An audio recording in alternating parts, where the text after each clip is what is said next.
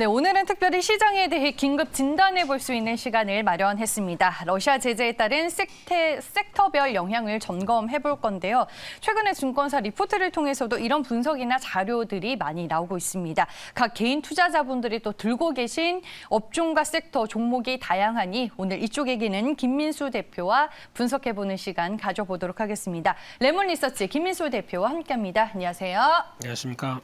네, 러시아 제재에 따른 섹터별 영향을 저희가 점검해 보려고 하는데 네.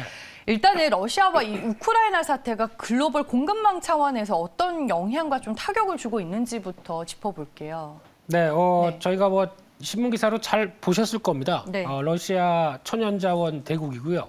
우크라이나도 나오고 있는 대표적인 곡물과 관련된 쪽의 곡창지대다 보니까 이 두 나라가 전쟁을 하면서 또 거기서 러시아는 제재를 가한다라고 하게 되면 상대적으로 좀 압박들이 좀 크다고 봐야 되겠죠. 게다가 이번에 또 하나 오늘 아침에 오다가 보니까 나온 속보가 스위프트에서 이제 러시아 결제망을 3월 12일부터인가요? 여기서부터 이제 배제한다고 얘기를 하죠. 그러면 이제 러시아 쪽에서 만약에 수입을 한다고 하더라도 물품 대급의 결제가 안 됩니다. 그런 쪽에서 그러면 이제 비트코인으로 결제하나요? 그러면 가상화폐 또 올라가나요? 이런 쪽밖에 볼 수 없는 상황이기 때문에 이런 상황으로 보게 되면 거기서 나오는 이제 천연자원과 관련된 여러 가지 이슈가 앞으로 계속 또 발목을 잡을 수밖에 없고 오늘 미국 시장에서도 보여줬듯이 유가는 이제 120달러 가게 생겼고요. 네. 거기다가 또 오늘 곡물가들도 다 5%, 7%씩 올랐다라고 하게 되면 이런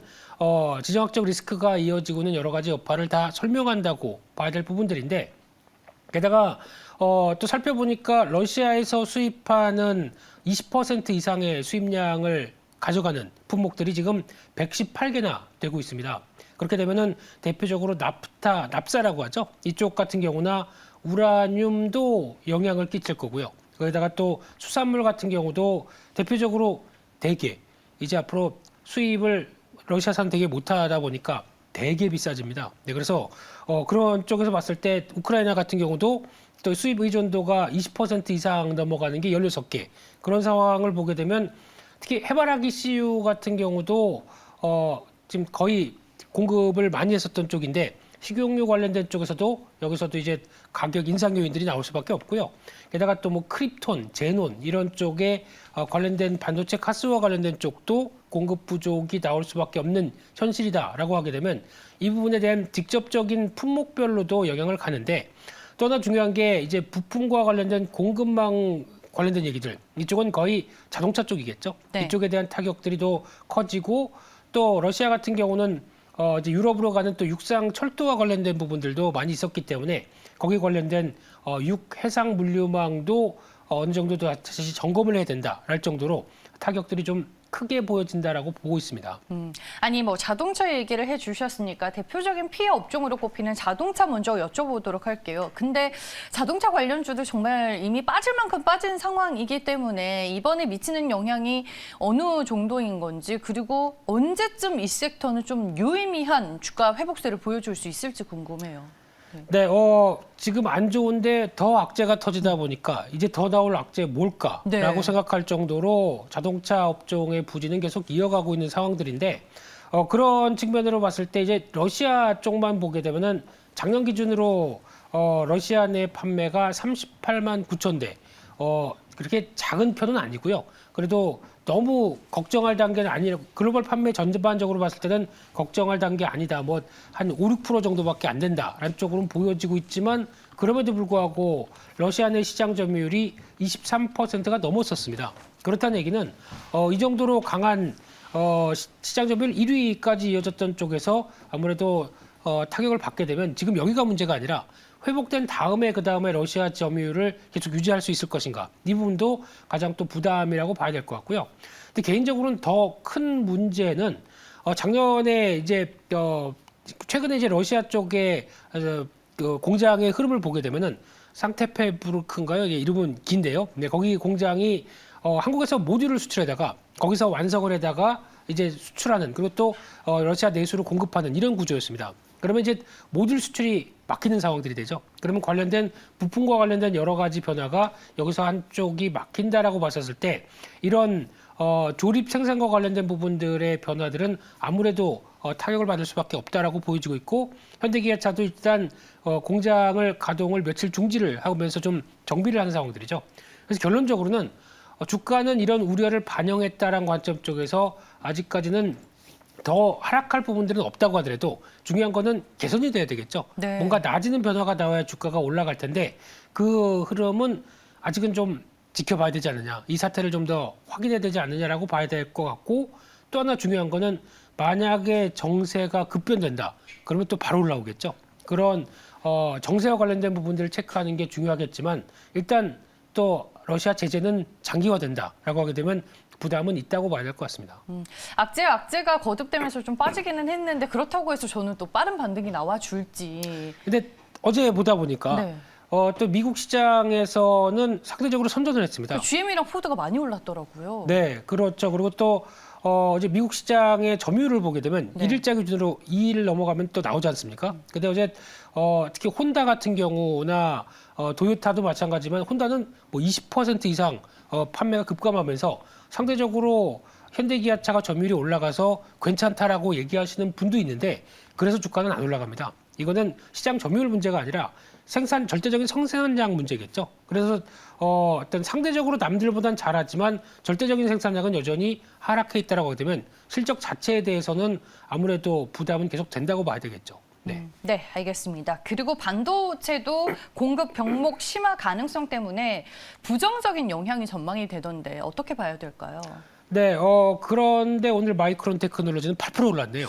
근데 어제 빠진 만큼 오늘 저는 그 반등이 나와준 거는 아닐까라는 생각도 한편으로는 들어서. 네. 그래서 메모리 반도체에 대한 여러 가지 시각들이 이제 뭐 비메모리 쪽이 아니죠, 지금은요. 그래서 메모리 반도체에 대해서 일단 러시아 제재를 통해서 러시아 수출은 거의 미미합니다. 그래서 그렇게 크게 생각은 안 든다고 하더라도 중요한 게 이런 공급과 관련된 변수가 좀 더 중요한 게 아닐까 말씀드리고 싶고요. 앞서 또 가스와 관련된 쪽에서 특수가스들 이런 쪽이 아무래도 공급이 부족했을 때 생산에 대한 차질이 그러니까 반도체 출하가 좀 영향을 받는 게 아니냐라는 부분들이 가장 중요하게 봐야 될 문제인데 근데 여기서 중요한 부분들은 그러면 만약에 생산자 말고 수요자 입장을 생각해 보겠습니다. 근데 이렇게 되면은 잘못하면 반도체 수요가 수요는 여전한데 공급이 제대로 안 된다라고 하게 되면 반도체 가격들을 지금 확보 안 하면 안 되는 거 아니야? 라는 쪽에서 가수요가 발생하겠죠. 그러면은 가격들이 어떻게 될까요? 뛰어버립니다. 그래서 생각했던 것보다 오히려 디램 메모리 반도체 사이클이 더 축소가 될 수 있겠죠. 그런 측면으로 보게 되면 오히려 긍정적인 측면들은 있는데 반대로 지금 이어갔던 이런 관련된 이제 가스나 또 여러 가지 부분들이 그대로 다른 대체를 통해서 수입선 다변화를 통해서 얼만큼 확보할 수 있느냐도 또 중요한 문제겠죠. 근데 삼성이나 SK가 해놨지 않을까요? 개인적으로 그렇게 보게 되면 오히려 사이클이 빨라진다는 데 무게도 살짝 둘 수 있다라고 생각하고 있습니다. 그러면 마냥 부정적으로 볼 만한 사안은 아니다 이 말씀이신 거예요? 부정과 긍정이 다 교차한다고 봐야 되겠죠. 그래서 그렇지만 어떤 공급 생산과 관련된 쪽에서 큰 문제만 없다라고 하게 되면 오히려 기회 요인들이 살짝 더 높아지는 시점이다라고는 또 생각이 들고 있습니다. 반도체 섹터는 네. 알겠습니다. 반면에 수혜 업종도 있긴 있습니다. 조선주를 대표적으로 꼽을 수가 있는데 유럽의 중장기 에너지 수급의 다변화로 현재 수혜가 예상이 되고 있습니다. 대표님도 조선은 좀 긍정적으로 보시나요? 네, 저 긍정적으로 보고 대표적으로 경기 민감 섹터는 다 좋게 보면서 그러세요? 네. 요즘 계속 언급을 드리고 있는 상황이다 보니까 요즘에 방송을 같이 못하고 오랜만에 하다 보니까 어떤 성향인지 제가 파악을 못했어요. 네, 그냥 그런 성향입니다 항상. 예, 네. 오후 방송 때는 뭐 이런 얘기 많이 들리면서 경기 민감주 특히 줄여서 경민이라는 얘기 많이 표현을 드리는데 거기서의 한 축인 조선주도 러시아 관련된 지정학적 리스크가 아니라고 하더라도 기존부터 오를 때가 됐다라고 보는 게 맞을 것 같고요. 특히 이제 단 하나의 또 어떤 약점이라고 하게 되면 이번에 또 러시아 관련돼서 러시아가 발주한 조선 쪽 뭐 플랜트나 조선 쪽이 있는데 이쪽은 오히려 지금 시점에서는 약간 많이 납품을 한다고 하더라도 어떤 지금 대금을 못 받을 수 있는 이런 상황이 되다 보니까 약간 부담감은 좀 있다라는 쪽으로 얘기 나오고 있는데 그거를 제외한다고 하더라도 어떤 러시아 쪽에서만 수주받았나요? 그건 아니죠. 그동안 기존에 수주받았던 것까지 생각하게 되면 여전히 나쁘지 않다라고 보여지고 있는데 특히 조선사, 특히 조선주들을 볼 때 가장 먼저 생각해야 될 게 저희가 또 실적의 구조를 보셔야 됩니다. 대표적인 게 P와 Q를 곱한 다음에 C를, 그러니까 즉 가격과 물량과 거기서 비용을 빼는 구조겠죠.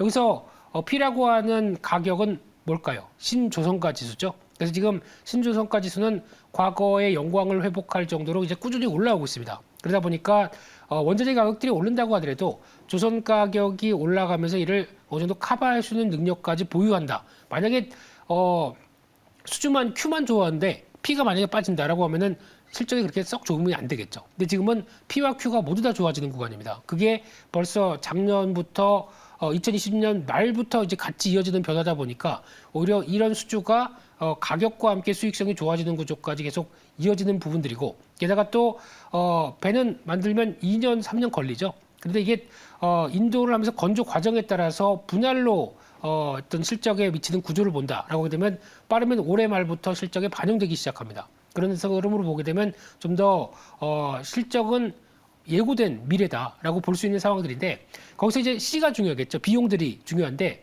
여기서 이제 중요한 게 원자재 가격들 많이 올랐죠. 인건비도 올라갔죠. 요즘에 거제도나 울산 가보게 되면은 사람이 없답니다. 인력이 부족하대요. 네, 거기 땅 사야겠는 예 그런 쪽에서 변화가 나오게 되면 아무래도 또 여러 가지 인력들은 또 보충하려고 노력은 하겠지만 이런 쪽에서 상대적으로 올라간다고 하더라도 그를 충분히 커버하는 P라고 하는 신조선가 지수를 보여주게 된다라고 하게 되면 여전히 실적은 회복된다라는 데 무게를 삼아야 될 것 같고요.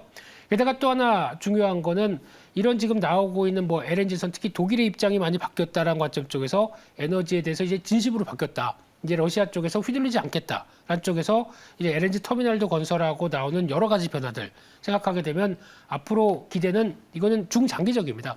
그 지금 잘하고 있는데 앞으로도 더 잘할 것이다. 수주가 더 늘어날 것이다. 라는 쪽에 대한 변화를 또 생각할 수 있을 것 같고요. 또 더 중요한 거는 유가가 급등했습니다. 그러면 한국 조선사들이 강점이 뭐냐면은 해양 플랜트죠. 특히 드릴십이나 이 관련된 쪽에서 수주가 늘어날 것이다라는 기대감도 같이 이어지면서 이런 부분들이 또 어떤 변화냐면 경기 민감주의 가장 큰 수혜는 리오프닝입니다. 네. 예, 그를 통해서 여러 가지 실물 경기가 돌아오는 변화를 또 하나의 몸으로 맞을 수 있는 대표적인 섹터가 이 조선 쪽이기 때문에 이쪽도 물론 많이 오른 만큼 차익 매물도 나오겠지만 중기적으로는 관심 있게 봐야 될 것 같습니다. 네, 알겠습니다. 조선주들까지 저희가 얘기를 해봤고 유튜브에서 시청자분이 제보를 해주셨어요. 김민수 대표님은 연말부터 경미나를 외치셨다고 율동공원님이 얘기를 해주셨는데 알겠습니다. 그 안에서 이제 섹터별로 좀 어떤 관점으로 봐야 할지 전체적인 얘기를 들어볼 수 있었고요. 마지막으로 러시아와 우크라이나 사태로 수혜 혹은 영향을 받지 않는 아니면은 본연의 펀더멘탈에 좀 집중했을 때 가치가 빛날 수 있는 종목으로 압축을 해본다면 뭐가 있을까요? 네, 가장 중요한 게 종목이죠. 네. 네, 그런 쪽에서 봤을 때 일단 지금 수혜는 개인적으로는 강관이 최고다라고 생각을 하고 있고요.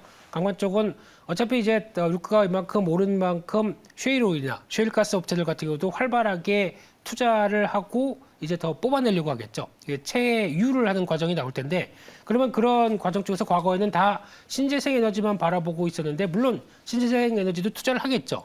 그런 쪽에서 또 화석연료도 만만치 않게 투자가 일어난다라고 하게 되면 그걸 뽑아올 때 다 기름은 뭘로 뽑아올까요? 그러면 결국에는 송유관 관련된 유정용 강관 쪽이 강점이 있다라고 봤을 때 그에 따른 핵심 종목이 휴스틸과 네. 그리고 또 세아제강보다는 세아제강 지주가 좋겠다라고 바라보는 게 세아제강 지주는 또 하나의 알려지지 않은 사업 중에서 영국 정부와 모노파일이라고 하는 또 풍력 관련된 어떤 하부 구조물을 같이 사업을 하고 있죠. 이쪽을 하게 되면 영국은 섬나라입니다. 그런 쪽에서 유럽까지도 확산되는 기조가 나왔을 때 신재생과 그러니까 즉 신재생 에너지와 화석연료 모두 다 강점을 갖고 있는 두 가지 흐름이다. 좋을 걸로 보여지고 있고요. 또 하나 요즘 음식료 관련된 쪽에서 수산물이 강합니다. 근데 수산물의 무늬를 갖고 있지만 수산물이 아니라 식용유 관련된 회사가 하나가 있는데 이게 사조 대림입니다. 사조 대림은 어묵 아닌가요? 다들 그렇게 알고 네. 계시죠? 물론 명태나 명태쌀을 가지고 오이엠하는 부분들도 매출에 차지하고 있지만 잘 알려지지 않은 사실이 백설 식용유라고 아시나요? 알죠. 네, 이게 CJ 쪽에서 1위고요. 네. 그 다음이 사조대림의 2위 브랜드가 지금 식용유 쪽에서 국내 2위지 염료율입니다. 근데 앞서 잠깐 요즘 보면은 해바라기 씨유로 많이 요리해서 드시잖아요. 근데 이게 지금 앞서 우크라이나에서 막힌다, 가격 올라가고 그에 따라서 대두로 만드는 식용유가 더 이제 수요가 높아질 가능성이 높다고 봐야 될 것 같고요. 근데 특히 업소용 같은 경우는 대두로 만든 식용유를 가장 많이 쓰는 데가 치킨. 네. 그렇죠. 네, 이거는 끊을래야 끊을 수가 없습니다. 이건 중독돼 있습니다. 벌써 사람이. 네, 그래서 이런 쪽으로 봤을 때 대두가 올라가서 식용유 가격대 올라가는 부분들은 그대로 계속 정가가 빠르게 될 수 있기 때문에 오히려 실적의 개선 요인들이 된다라는 쪽이고요. 실적 자산 대비 상당한 저평가입니다. 그래서 아마 이번 기회에 또 재평가의 모습들이 나오지 않을까 싶습니다. 네, 알겠습니다. 강간주 얘기를 해주셨고 사조 대림을 수산물이 아닌 곡물 가격 상승에 따른 수혜주라고 오늘 종목까지 언급을 해주셨습니다. 저희 긴급 진단 시간을 통해서 러시아 제재에 따른 섹터별 영향을 점검해 볼 수 있었고요. 지금까지 레몬 리서치 김민수 대표와 함께했습니다. 고맙습니다. 감사합니다.